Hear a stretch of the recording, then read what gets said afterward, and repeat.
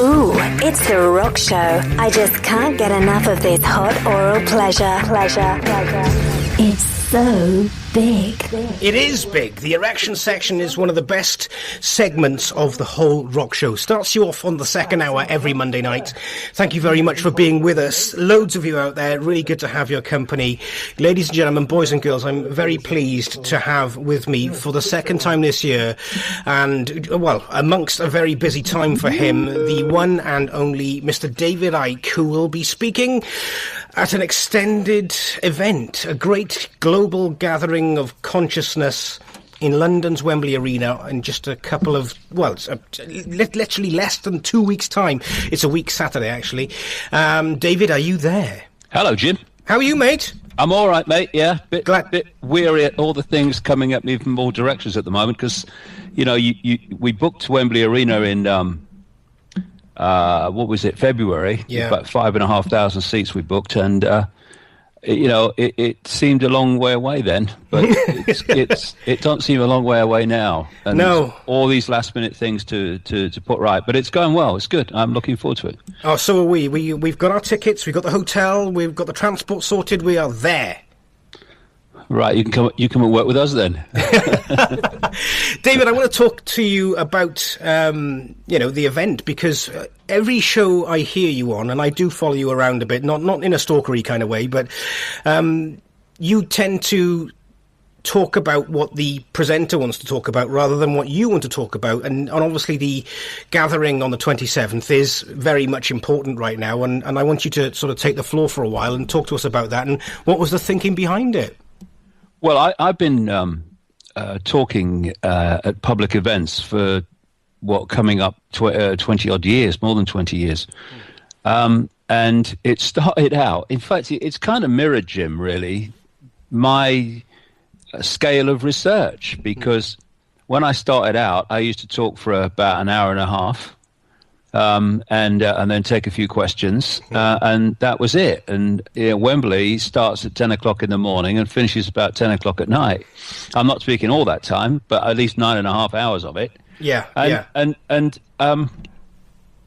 So the more that I have understood, and the more that I've researched a great spectrum of subjects, which you have to understand and fit together to get the big picture of what everything connects into and where this world is coming from, then, of course, the amount of time I've spoken has expanded, because what I'm doing, and this is a massive example of that at Wembley, is I'm connecting dots.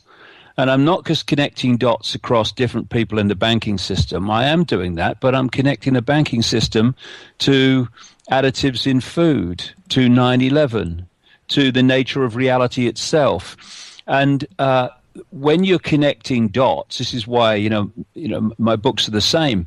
When you're connecting dots, you can't leave crucial old dots out, because if you do, anyone coming new to it, and that's what we're looking for, new people to see information they haven't come across before, well, you've lost them.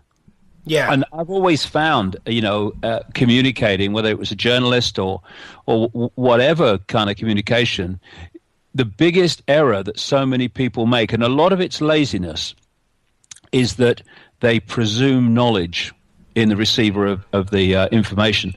And if you do that, then you're going to get to people who have a level of knowledge. Don't mean people are stupid or not stupid. It's just the amount of knowledge they have of a subject and how much they may have researched or read about it.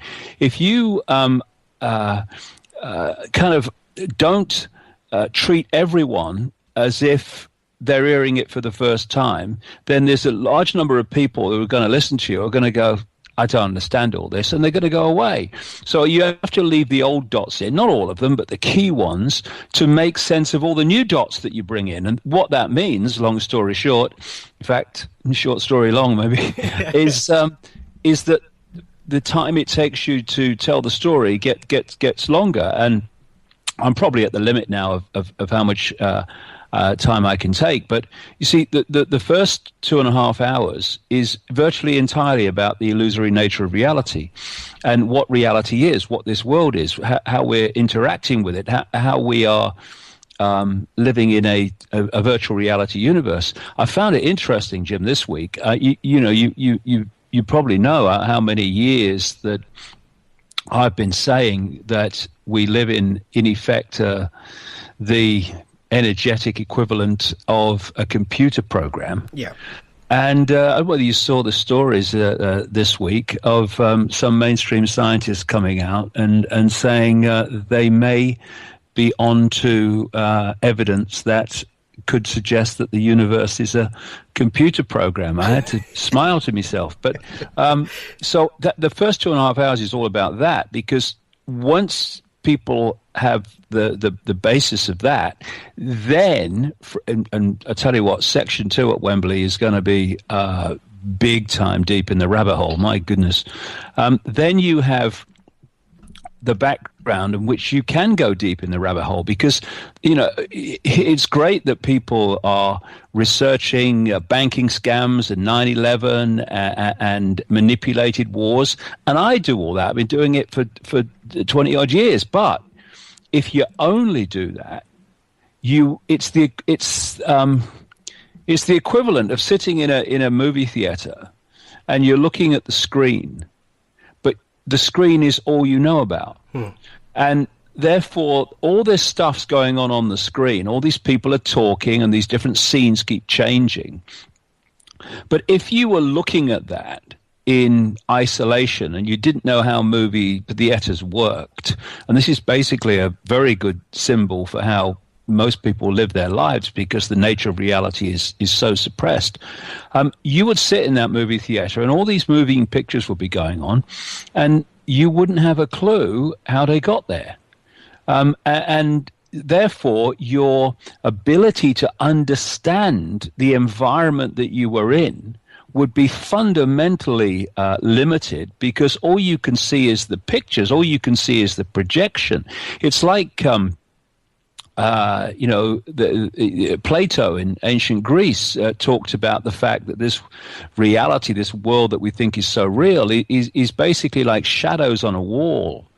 And we think the shadows are real, but they're a projection of something else. Right. And that something else, and understanding that something else, is to understand where this is coming from, where the world of the conscious mind is coming from. And we need to understand that, because yes, there are manipulators within this reality, this tiny, almost infinitesimal frequency range that scientists call visible light, which is the only frequency range that we can see and pull into some kind of conscious world. There are manipulators within that. And of course, I'm going to talk about them in detail as well. But they're only vehicles for something much deeper in this story. And if you don't, for instance, using this movie symbolism again, if you want to change the movie, you got to go to the back of the theater and change the reel. If you don't know that reel and that projector even exists, because all you know is the moving pictures on the screen, there's no way in the world you're ever going to change the pictures on the screen, ever, because you're not even aware of, never mind making a difference to that which is projecting the pictures. So this is why the first 2.5 hours is all about the nature of reality. And then when we get deeper in the rabbit hole in stage 2 and stage 3, well, then what that first 2.5 hours has done will be to set the scene where you can go real deep in a way that's not above people's heads who are coming to it for the first time. It's real. This is the thing. It's real simple, but to see the simple, you have to have the background that makes the apparently complex simple. If you don't have the background, how it all fits together and where it's coming from, then this world, as it is to most people, as it was to me, decades ago till I got on this road, it's just a complex mass of what the hell is going on? What's happening? Why are they doing this? Why is he doing that? It's obviously going to lead to this.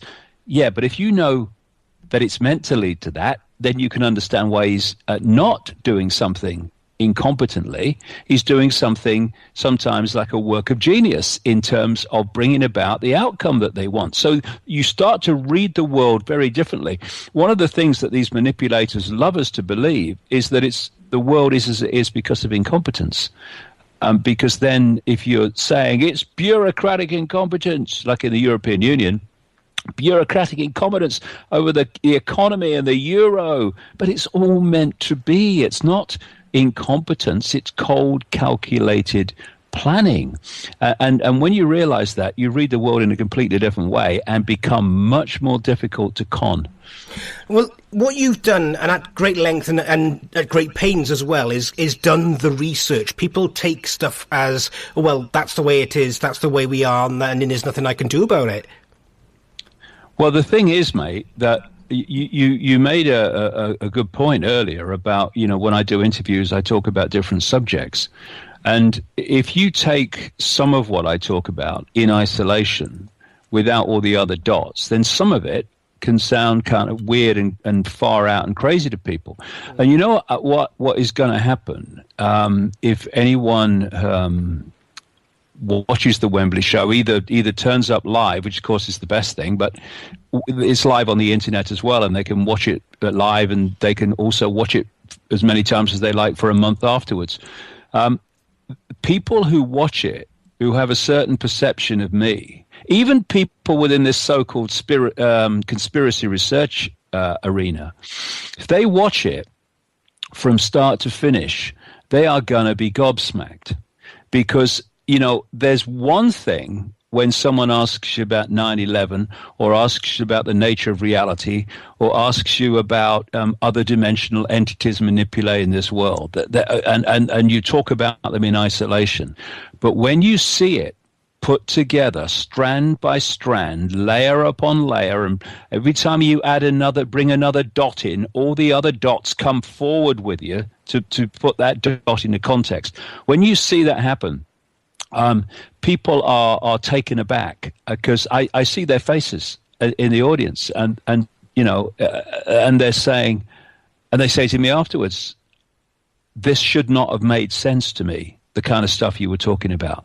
But it does. But it only makes sense in the context of all the other dots. You talk about some of these things in isolation, well, it just sounds crazy. Together, it's a coherent explanation for the world. And almost every question about why the world is as it is and why it is run as it is can be answered from this construct of dots that I'm going to put together at Wembley.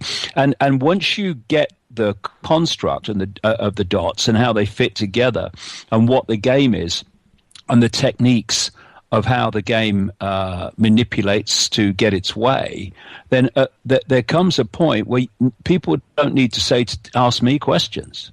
They don't need to ask me questions about how this works and why they do this and why they're doing that, because once you've got this, not totality, because there's a lot more to know, but that up to this point, the totality of how it fits together, the questions answer themselves. People just have to take this structure I'm going to describe and these interconnections I'm going to describe, and in daily life, why is the government doing this? Why are the banks? From that structure, they won't need an answer because the structure will answer them, because they'll know why it's being done and to what end. Well, it must have been an incredibly busy time for you throughout the summer. We spoke to you at the sort of end of May, I think it was last, David, and you were in the middle of writing your next book and then having to put this presentation together. What kind of summer has it been for you, apart from a wet one? Well, yeah, I actually, I'm going to talk about the wet summer at Wembley. There's more to know about that. I'm going to talk about everything there. But, okay, cool. The thing is that it was kind of good for me personally because, there were no distractions, because it was peeing down every day, or seemed to be. So it's been an incredible year for me, funny enough, a very different year, because last year and year after that, before that, I was traveling all over the world. I did 45,000 miles in the air last year, going around the world, not just once, but 1.5 times around the world, and to a few other places in the middle. But this year I said no to everything. The only thing I said yes to was to speak in Hawaii very early in the year. Yeah. And that was it. And I I do everything on intuition. And I went to Peru for 2 weeks around my birthday in late April. That was the return to where I went in 1991, and amazing things happened to me, which put me on this road in so many ways. I went back there. That was fantastic, and there's a video coming out about that. It was all kind of recorded. And then I came back and basically sat in this chair where I am now, from very early May until about the first week in August, and I sat here probably anything between 10 and 15 hours a day, turning out this book. And the reason that I wanted to get as far into it as I could is because there's so much new information. There's so many new insights. I wanted to get them compiled and put together and strung together and connected together by the time I started the Wembley event preparation, because I wanted all that information in the Wembley event. So the two have run together, really. And, it's in early August, about the first week in August, second week, I basically had a PowerPoint, empty PowerPoint on my screen, and 9.5 hours to fill. So that's no mean feat. I mean, seriously, I know we've got music from Gareth as well. His album is brilliant, by the way. But, 9.5 hours, the research, the writing, the rewrites, the rehearsal, it's got to take it out of you. I mean, I'm not going to mention your age, but you are of a certain age, David. I'm 60 now, yeah. Yeah, well, I wasn't going to say it. But yes, how long do you think you can keep going at this? So, and will you just keep going no matter what? Because you have had health issues. You have had, bouts of quite heavy chest problems this year. Well, I've had a few things earlier on in the year, but I'm feeling really fit and strong. And there was nothing seriously wrong. It was we were all getting quite concerned, I've got to say. It was fatigue and exhaustion, really. I mean, I'm a funny bloke, really, because, I went to Peru when I was having those kind of problems, and I spent most of my time in Peru at around 13,000 feet of sea level, climbing mountains, and it was a piece of cake, So, I don't know, but I feel good now, and it does take it out of you when you've been on the road banging away for 25 years, often banging your head against a wall. Yeah. Other people that try to bring you down and try to exploit you, and you have to sort them out in legally, and which I've done, and all put it all together. And there's not a lot of time to rest, but it's something that I have been thinking about, to be honest, and I've said no to everything until Wembley's over, because I want to sit down after Wembley and say, not. Whether I carry on or not, whether I carry on or not, of course, till I. But the most effective way of going about it, and I'm going to think about that. But I'm 3/4 into another book that I'm going to finish that when I finish Wembley, and then we'll see where it goes. But I'm feeling strong, and I always continue to do what I'm doing, because once you realize what's going on, I mean, I've got a couple of grandkids, like, 5 and 6, my youngest son is 19. I mean, you don't walk away when you realize what the plan is. You do everything you can to make sure the plan doesn't happen. And so, yeah, I'll continue no matter what. Like I say, I'm feeling good now. I've lost 2 stone in weight, full enough. Brilliant. I mean, you always seem positive. You always seem energized whenever we speak to you, whenever I hear you on the radio in whichever country you happen to be appearing on, because you are worldwide. You always seem to have that sort of life, vim, vigor. What are the words I want to use? Just general sort of, get it out there. And you are tireless, despite your fatigue problems. Yeah, but, the problems, to be honest, earlier on in the year, are not unrelated to 45,000 miles in the air. No. And not moving for a while has kind of sorted them out. But at the start of the year, I was absolutely exhausted. But, like I say, we move on, and it's just a case of how you move on, at what's the most effective way of doing it.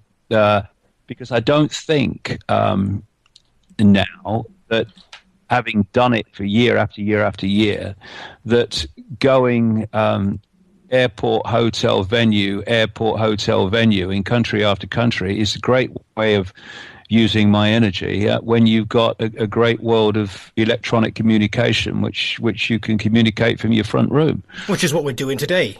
Exactly, So a lot of the traveling that I did was to kind of generate interest within the country and stuff like that. But you can talk to thousands of people in a theater, and that's great. But you can talk to hundreds of thousands sitting in your front room, on radio and stuff like that around the world, and on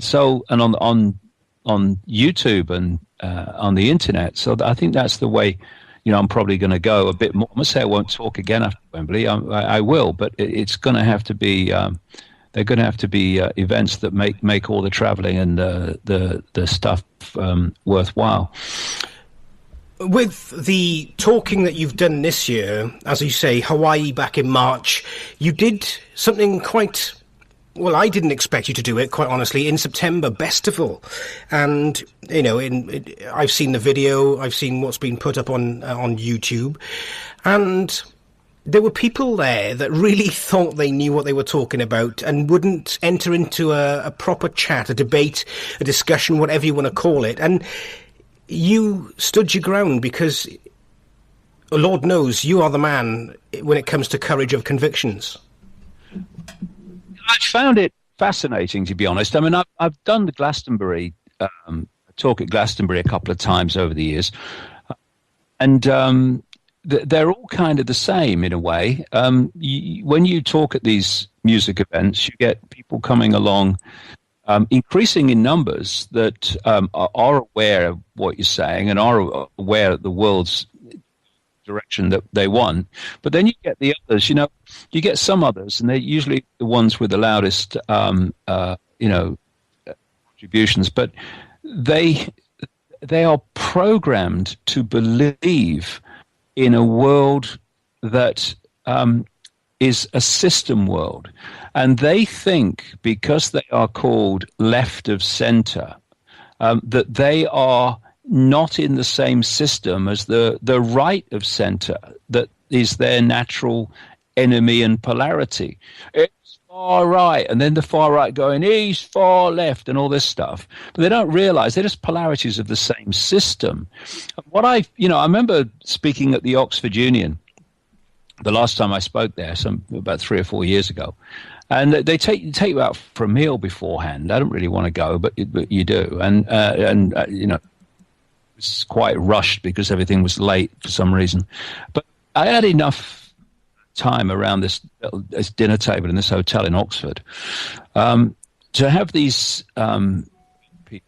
There was 2 of them. They must have been about 17, 18. They obviously came from well-to-do families. Well, they had very posh voices anyway. It was shocking to me, really. It shouldn't have been, but it was, that at the age of 17, 18, they were so programmed to believe in the system that there was no room for anything but the system. They could not get their head around any society that wasn't structured as a top-down hierarchical structure of power in which the people were basically led and directed. And they're 17, 18. Are you kidding? If you're not a radical at 17, 18, what are you going to be at bloody 30, 40? You know? But the Oxford Union's interesting to me because it's this world-famous debating society with these kind of elite, students and stuff. And I probably debated there now about 6 times over the years. And when I first went along, because you're talking to a guy who left secondary modern school, that's even before comprehensive schools, at the age of 15, which you could have then, without taking a major exam, never mind passing one. I went off to be a footballer. Turn up at the Oxford Union and you expect to have challenging questions. I've not been asked a challenging question in 6 visits. Some ludicrous questions, but not a challenging one. And but again, the more you go through the education system, if you're not awake, it's different if you have some kind of awakened awareness, because then you can see the situation you're in and it doesn't affect you in the same way. But if you're not awake, if you are just in the world of the conscious mind, then the longer you go in the education system, the more the system programs you to believe in what it wants you to believe in. This is why some of the most programmed are some of the most esteemed academics within the education system, professors of this and professors of that. They're bloody clueless. I mean, I've been talking for years about the fact we live in a holographic universe. Now some scientists are coming along and saying, we think it's a holographic universe. I've been saying it's a computer program. Now, very recently, we think we could have evidence that it's a computer program. And how come that I left school at 15 in 1960-something, never took an exam in my life, and can say these things, and these people, and most of science is not even beginning to say them at all, which because that's how far back they are. How is that possible? Because education is a myth as it's currently expressed. Education is not about informing young people of the state of the world and the state of life and the state of reality. It is about indoctrinating them with a sense of reality that will make them good little slaves for the rest of their lives. And therefore, if you go through that system on that basis, then you are going to come out the other end, in fact, well before you come out the other end, as someone who has a programmed perception of reality based on what the system has told you is real. Whereas you can leave school at 15, you can not go to university, not go to college, and you can do your learning on your terms, and let that learning take you in the direction the information goes rather than the direction the curriculum goes. I came across this this list, which is actually brilliant. What does school really teach children? And a list of 5 things. It teaches children that truth comes from authority. Of course it does. Sit down. Ike, stop daydreaming. 2, intelligence is the ability to remember and repeat. Absolutely. How do you pass exams? By remembering and repeating what the system's told you to believe. Number 3, accurate memory and repetition are rewarded. Oh, Johnny's very clever. He's going to university. And non-compliance is punished. The school is a system. It's increasingly becoming a prison, not just in the way that they're run, but actually the way they look.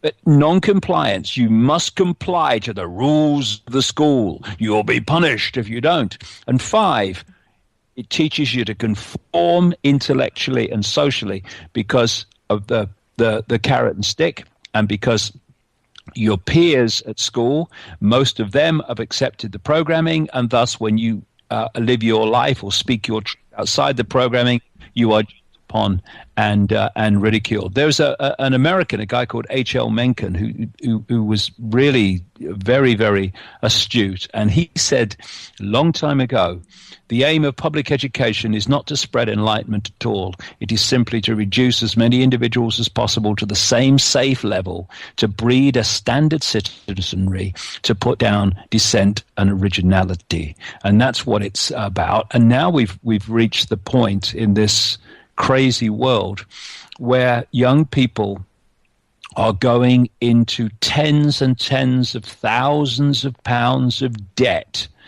to pay for their own programming. You know, it's interesting. I came across this piece of research, this study by a professor of education at the College of William and Mary in Virginia. And what they did was they studied school-age children from kindergarten through to what they call in America the 12th grade. What they found studying these children and their personalities, the way that they live their lives and everything, they found that between kindergarten and 12th grade, in other words, the period of the system having control of you for 5 days a week at least, they found that there was a massive decline in creativity because, as they said, quote, children have become less emotionally expressive, less energetic, less talkative and verbally expressive, less humorous, less imaginative, less unconventional, less lively and passionate, less perceptive, less apt, here we go, less apt to connect seemingly irrelevant things, less sizing, and less likely to see things from a different angle. And that's precisely what the system's designed to do. And that's why young people need to appreciate what the school system and education system is trying to do to them, and then they will bring from the subliminal to the conscious mind what the heck is going on when they're going through the education system. And when you do that, then there are energetic and mental barriers that are automatically created which repel the ability of the system to program you in the same way. It's exactly the same principle as subliminal advertising, and I've done things on this. If you show someone an advertisement or an image, and it's full of subliminals, which are talking to the subconscious mind. That's why they're there, and the conscious mind doesn't see them. And like 95% of people don't see these subliminals. And you say, well, can you see there's some subliminals in there? Can you see them? Oh no, I can't see them. And then you point out to them where they are. From that moment, whenever they see that picture, the subliminals are the first things they see. Why? Because by pointing them out, you've brought them to the attention of the conscious mind. And thus the conscious mind has this awareness, and it sees what it couldn't see before. This information about the conspiracy and the manipulation of human society is about. And this is what Wembley's about. It's about bringing from the subliminal into the awareness of the conscious mind what the heck's going on, and then we become much more difficult to manipulate because we're seeing what we couldn't see before. And that is why young people need to know what the education system is trying to do to them, and then it will find it much more difficult to do it to them. Well, I want to pick up on something you said about schools being prisons. I don't know if you're aware of this. There's a major construction company building schools at the moment whose primary function was building prisons. Now, is that a bit weird? Well, it's actually spot on and fits the picture perfectly. You see, people like me was born in 1952. Although the conspiracy was going on in 1952, because it's been going on for hundreds of years. In fact, in truth, it's been going on for at least thousands of years. But by 1952, it had not reached the point where it was in as much control as it is now, and its agenda was not as far on. And because people of my generation and generations just after and before, those who are still around, because we had that experience of the world as it was, and we can compare that with the world as it is, we can see this massive change that's gone on in terms of surveillance, control, suppression. If you're born into the world now, or in the last few years, then this is all you've known. This is how it is to you, which is why it's a big round of applause to so many young people who are seeing it despite that. And thus, our generations, my generations, have a vital role to play in pointing out that this is not how it always was, and this is how it is now. And so what they're doing with these schools is that they are preparing the young people and children of today to accept in the world in general the levels of control and surveillance that they've become used to and prepared to accept in their schools. This is why we're having cameras all over schools. This is why we're having fingerprints machines to get library books out and get your school dinner. In America, they're further ahead, and now they're talking about, well, in some schools in Texas, they're doing it, introducing microchip tagging for children while they're at school, so. This is preparing them to, well, this is how it is, mate, isn't it? This is how it is. No, it's how it is, but it's not how it was. It doesn't have to be. And, round the corner, I was actually there today picking my grandkids up from school. And it's a school in Ryde, where I live on the Isle of Wight. It's called Dover Park. My son, Gareth, who's now 30, he went there. It's at what we used to call a primary school. And my other son, Jamie, 19, he went there.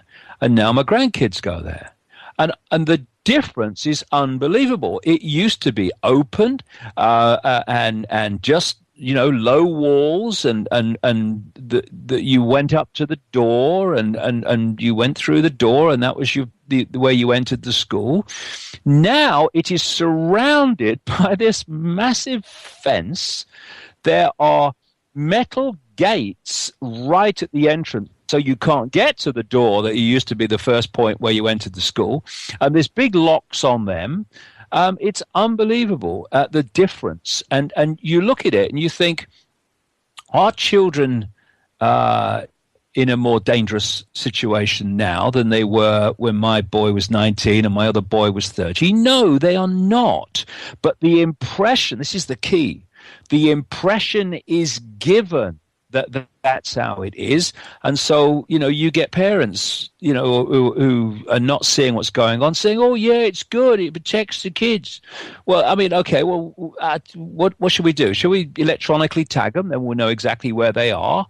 And why don't we put cameras in your front room and in your bedrooms and all over your house to make sure that your children are okay when they're at home and are protected from the parents and stuff? Why don't we? Oh, no, we could. No. There's a line then, isn't there, where you don't cross because it's ludicrous. The only question is where it is, and we've long passed it. We have passed that one a long time ago. I mean, the introduction of these Microsoft, for example, have introduced this Kinect camera system for their gaming systems, haven't they? And they monitor whether the machine is on or not. Exactly, and the same provisions. The old Orwellian telescreens that George Orwell wrote about in 1984. I mean, that's real. I mean, the technology now is so small, you'd never bloody know. One of the other things that's happening in terms of young people and children, and it's happening more in America because that's where it all kind of starts. It's like the laboratory, and they sort it out there, and then they pass it around the world, is that neighbors are reporting parents to the police if they allow their children to play out in the street, and if they allow them to climb trees and stuff like this. What's happening is that, you see, you've got two sides of the brain. You've got the left side of the brain, the left hemisphere. That's about structure. It loves structure, loves it. It's about language. It's about the world that we see, the world of the conscious mind that we see. It's about academia and all that stuff. The right side of the brain is the maverick. It's the creative. It's where the artist is. It's where the great musician lives, and the great creative writers live, and all the rest of it. And the idea is to imprison people from the earliest possible age in the left side of the brain. This is why, if you look at human society and you look at the traits of the left hemisphere of the brain, even according to mainstream science, the two mirror each other. We live in a left brain society. Passing exams and all that stuff is a left brain thing. And what happens is the system is structured to put you in the left brain as early as possible. You notice, I've noticed this, that they're bringing kids into school situations. They call it preschool now, much earlier than when I was a kid. Never went near school until you were 5 when I was a kid. And they're bringing in, sounds, kind of strange when I'm talking about little kids, but you know what I mean, academic type subjects, and what they even on a little child scale, and what they're doing is, and the teachers don't know they're doing this, they're just doing what they're told. It's stimulating the left side of the brain, because play is the ultimate right side of the brain stimulator, because play is living, it's imagination, and it's letting your mind flow, it's letting your imagination flow. They want to squeeze that free imagining play period of children's lives to the smallest they can get away with, and then they bring them into the school system, and away they go, stimulating the left side of the brain, left side of the brain, left side of the brain, until you get an extreme example of it, which were those two students that I spoke to before the Oxford Union debate talk, and they were absolutely solid gold left brain prisoners. I mean, you could almost see the padlock on the center of the brain to stop anything getting out and anything else getting in. And this is all done systematically. So going out and playing and expressing yourself, as we did as kids, when there was none of this, electronic entertainment, didn't even have telly in our house when I was a kid, and you are then awakening the imagination. But what they're doing by, not just in schools, but outside of the schools, oh, don't let your children out to play alone. Oh, what about the paedophiles? There'd be more. If they played outside Westminster, there'd be much more in danger from paedophiles, mate, than in my street. So the kids are much more in home. If they're in home, what do? They watch the telly, they play a computer game, and the system's got them. And it's all being done systematically, although the vast majority of people who are imposing it, like these idiot buddy neighbors in America, it's out the police, my neighbors let their children playing out in the street. And then the police cars turn up. It's unbelievable what's going on. And it's all systematic. Well, it's not good. I've been sent a question in by a listener talking of America, David. I hope you don't mind. Oh, well. Lindsay Williams and the hyperinflation he's been talking about to bring America to its knees due to hyperinflation caused by the $40+ billion now being taken out of the American economy every month to enforce the new global digital currency. Now, is this a plan of some description? Well, the plan, I've long been saying this since way back in the early 1990s, is for a single global digital currency. And the biggest, I mean, anything that America spends at the moment on the level of those figures is catastrophic and suicidal, because the biggest figure of all is that America has just passed the point where it's $16 trillion in debt. And it's all been done systematically. I mean, the companies and connections that connect into Mitt Romney are full. There's a story running at the moment, which is getting people very angry in America, about companies connected to the network in which he's involved that are outsourcing jobs to Asia and the Far East, and they're bringing people over from China for the people in America whose jobs they're going to take, to train them how to do the job so they can be shipped out to China and done by other people, and those people that showed the Chinese the job then get thrown out of work. You couldn't make it up.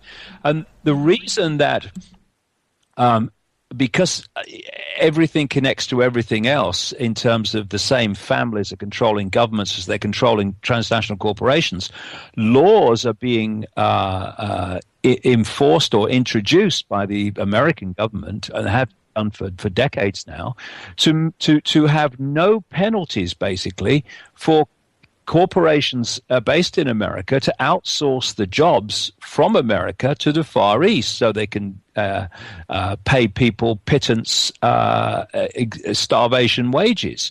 And what that's doing is throwing Americans out of work.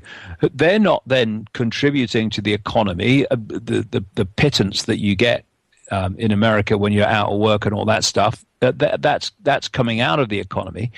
And if you looked at the way it's been run, it's what I said earlier. Once you know what's going on, the world looks different. If you looked at what's going on, you would say that what has happened for decades in America in terms of the economy is absolutely suicidal. Why are they doing this? They are destroying the American economy. They are throwing millions and millions of Americans out of work more and more all the time because they fix the figures. What are you doing? But when you realize that they want to crash America for a simple reason, when your goal is to have a world government dictatorship in which people sitting around one table, i.e. those in the shadows dictating to the people around one table, are dictating to the lives in fine detail. What's happening in the European Union is a stepping stone to that. In every country, in every community on the planet, then you cannot have superpowers with the military and financial might to say no to you.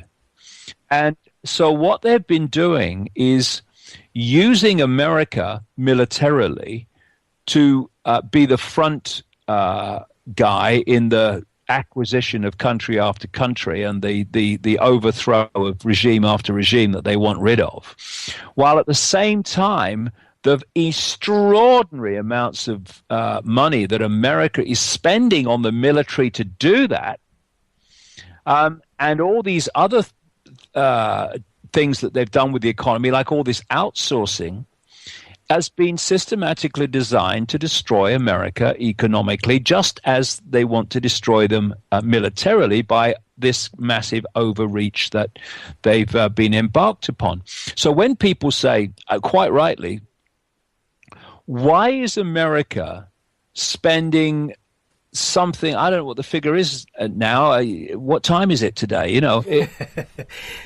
into the something like 80% of world military spending is spent by America. Everyone else, even people like China, is dwarfed by this. At the same time, the American economy is collapsed. It has collapsed. It's just, you see these kind of cartoons sometimes, these old cartoons, and you have a chase going on, and all these kind of cartoon characters will be chasing each other, and they'll run off the edge of a cliff. And for a while, they haven't realized they've run off the edge of the cliff. But so they keep running forward on fresh air. And then one of them looks down, realizes they're off. With that realization, they all go crashing down into the valley. Well, this is the American economy. It's there. It's only existing now because people haven't realized the scale of non-existence that it is. And so when you see that situation, and then you see this extraordinary, something like if you take all the hidden costs into account, you're talking $1 trillion a year spent on the military in various forms. That makes no sense at all if the government of America is representing America. It makes total sense if the government of America is representing a force that wants to destroy America for the reasons I'm talking about, to bring it from a superpower status into a point of total collapse and chaos where they can bring it under the heel of this planned and fast emerging world government dictatorship. And the American military is not the military of America. It's the military of these bloodline families working through America. So when the United States goes in and bombs this country or bombs that country or trains these, quote, rebels to do their work for them, they're not doing it for America. They're doing it for that which they answer to, which is this hidden cabal like the Rothschilds, the Rockefellers, and the royal families of Europe and others. So once you realize what the goal is and the methods to get us there, the world looks completely different and makes perfect sense. It makes no sense if the American government is there to serve the American people. No sense whatsoever. If you realize it's there to destroy America on behalf of this hidden group, it makes total sense what they're doing. And this is what we're going to get into on, well, a week on Saturday, the 27th of October this year, which is, like I say, a week on Saturday. Tickets still available via davidicke.com. And if you can't make it to the UK, for those far-flung listeners, and you want to catch it, please check out all of the information on David's website. David, you're going to be streaming this live. It's a first for you. Yes. We had so many requests to do it from people around the world, and when I saw the first list of people that have subscribed to it, it's like it's amazing, mate. It's like a map of the world. So countries, you know, that you'd never come up in conversation. People from all over the world, and what I'm saying is for the event, which is like 12 hours, and I speak for about 9.5 of those hours. It's £15 to have the whole thing live and to play it back as many times as you want for a month. But because you know the costs of doing that are not cheap. I mean, the cost of putting this event on, I mean, don't even talk about it. The point is that what I'm saying is, you know, if £15 is too much for you, then just get some more people. Get people around the same screen. Throw in it. You know, you can watch it you can watch the whole thing for £3, £5, £2, however many people you get around. If that's a problem for you, get more people around. Also, get the skeptics in. Get your family in. That you're trying to explain what's going on, but they can't get it. Well, say, look, come and watch this and see it put together, and then make a decision on what you believe. It's just an opportunity to put this information before vast numbers of people in a way that's not rushed, that's not going to leave anything of substance out that people need to have in to understand how the tapestry and how the structure works. It's all there, and you know, anyone, if they put their mind to it, can see it on the internet. If they really want to, you know, see it done at this length. I mean, it is a massive work of dot connecting, and the world is going. The kaleidoscope will move, and the world will suddenly become crystal clear rather than this massive what the heck is going on. Well, I can't wait. For one, I'm telling you now, I've been talking about this since you announced it. We've talked about it previously earlier this year, and I cannot wait. It's going to be a first for me to see you live. But I'm just excited at the fact that there's going to be all these people there focusing their attention and energy on you, and then there's the rest of the world via whatever means they can get. It's just an amazing achievement. Well done, mate.